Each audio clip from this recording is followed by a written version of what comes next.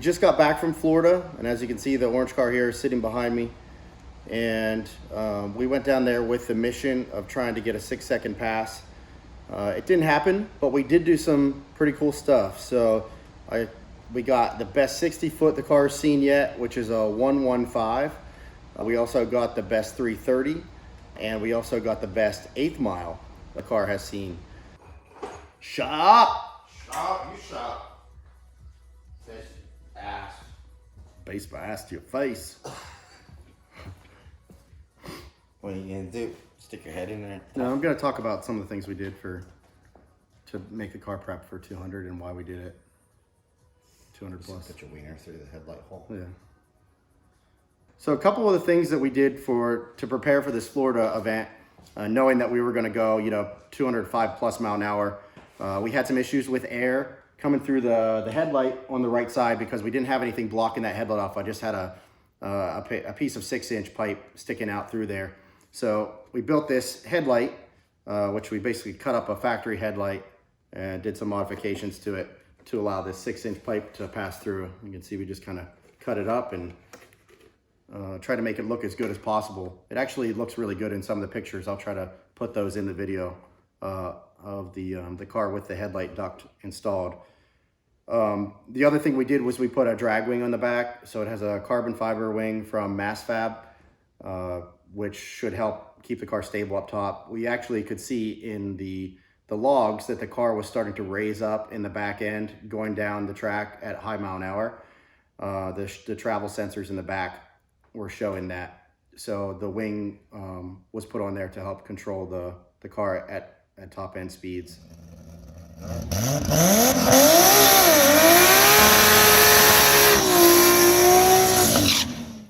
Throughout the weekend down there, we were fighting the clutch again because some changes were made to the discs, and basically it was almost like starting over because the clutch didn't react to the weight we were putting on there like it did previously. So we ended up having to put a lot more weight on there to make the clutch act like we wanted it to act. In the first pass, I ran a 730 something, I think was what it was. And I hit 4th gear and the clutch started slipping in 4th, so I let out.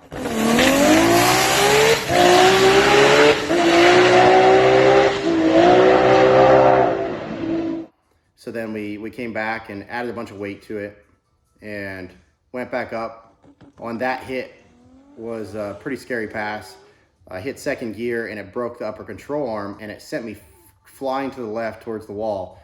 And it literally, I'm literally probably an inch from the wall from scraping up the side of the car. I actually thought that I hit the wall.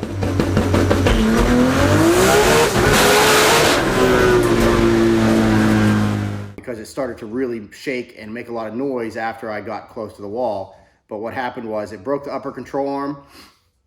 And then when I got close to the wall, it actually broke the lower trailing arm, which is then what let the wheel kind of be totally crooked in there and was allowing the wheel to kind of really shake and rattle. And that's what all the noise I heard was. But I was expecting when I jumped out of the car to see the whole rear quarter panel on the driver's side trashed. And when I got out and saw that it was okay, I was actually happy that I didn't hurt the car, but at the same time, I was upset that I broke the suspension arm again. So I called around, it was like 5 p.m. Eastern time, and I knew that I was gonna have to find someone that was behind in time zone to get us parts to fix the car.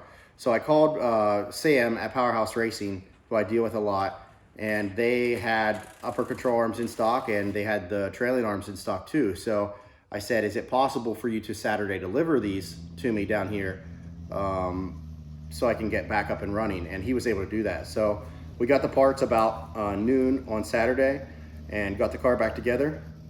And we were back up and racing around I think 2:30 or 3 o'clock. So the next hit after that was a 720 pass. So it was a pretty good pass. It wasn't my best pass, but it was a pretty good pass considering again, working on the clutch with the changes, trying to figure it out. And then also the fact that we were basically just aligning the car in the pits.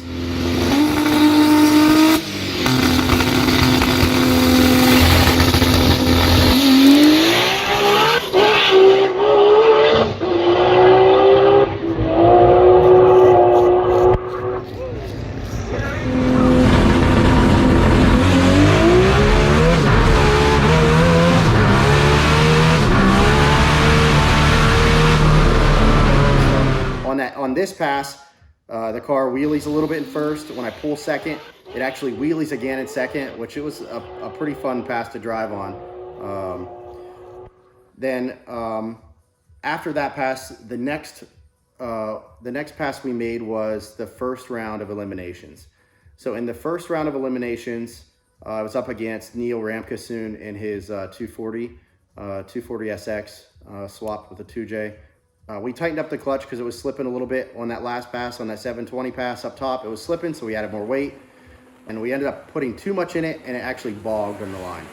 So on that pass, it was busted. We lost the first round. We were out, but Gabby at GRS, who was running the event, was nice enough to allow us to test. So we loosened up the clutch a little bit in the base and went back up there and made another hit. That pass was the best 60 foot the car's ever done. That was a 115.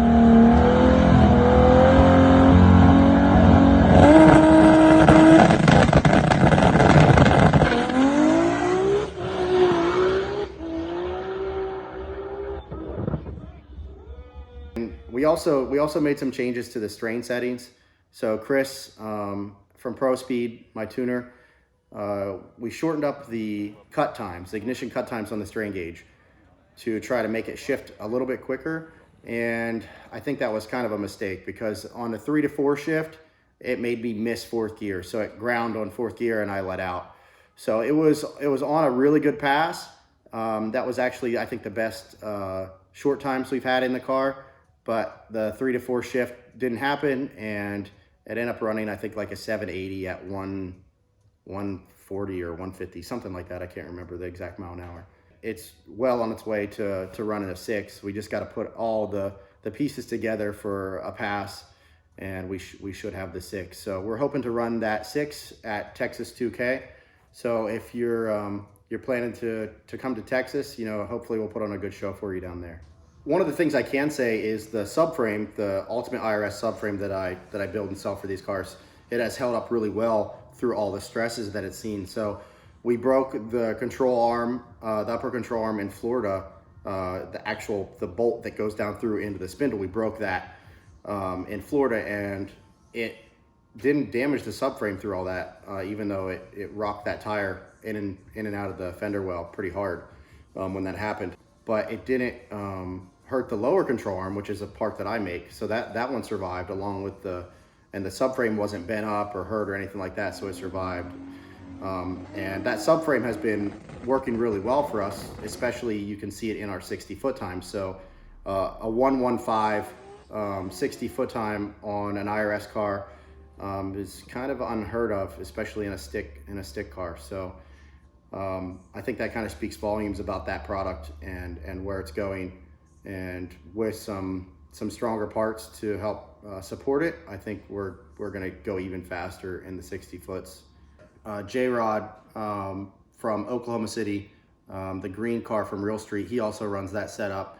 And now Jack Caudo, the black car who was down in Florida with me here at this last event and the previous event in Florida also, he is now running one as well. So basically that subframe is a tubular chromoly subframe which replaces the factory unit. It's about 30 pounds lighter, so you get weight reduction, and then you also get added strength through that product.